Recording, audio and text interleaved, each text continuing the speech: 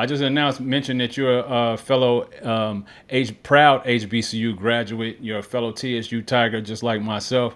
We graduated in That's different right. years, but we both had that big blue blood and big blue pride running through us, right? So, how did your time That's at right. That's right. TSU impact your life? Oh man, it was a huge impact. Let me go back to kind of the childhood because this is where you actually come into the fold. Growing up, my I'm the what let's see, third person in our family to attend Tennessee State University. It started with my uncle Charles, may he rest in peace, but he was the first generation to attend Tennessee State University, followed by my sister Siobhan Holt, Hmm. and then myself. So it was really cool. And then, but also my cousin Byron, he also attended Tennessee State Shout out University. Siobhan So and Byron. when I was younger, and you guys, I say just it one said more shout time. out Siobhan and Byron.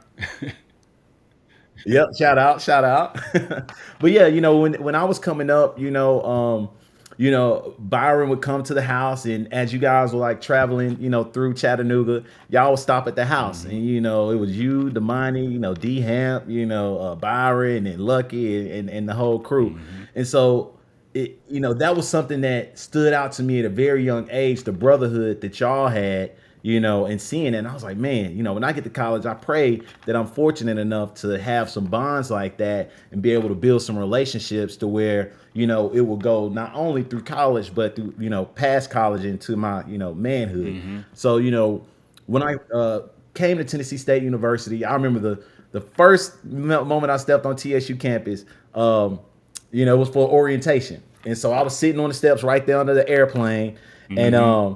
it just so happened that my best friend now, Ricky Sales, he was sitting next to me. And we just started chopping it up, man, and built a relationship. And I was like, man, I don't want nobody to steal my stuff. He's like, shoot, I don't want nobody to steal my stuff.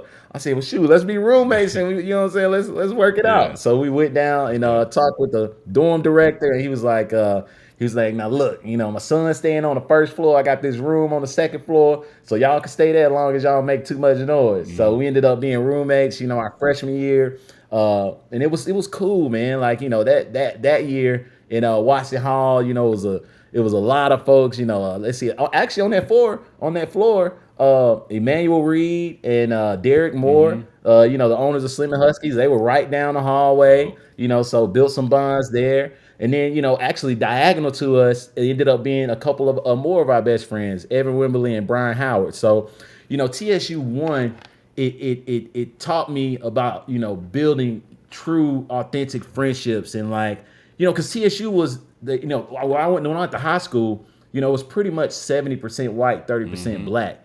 So when I came to TSU, that was the first time where I had people who looked like me who were striving to achieve whatever goals that they had. And that's a unique recipe because, once you get out to the real world, it's very rare that you have that same recipe as an Yeah. adult. So I really took that experience in and like really embraced it. And not only did I get a great education, I was blessed to have a full academic scholarship to Tennessee State University.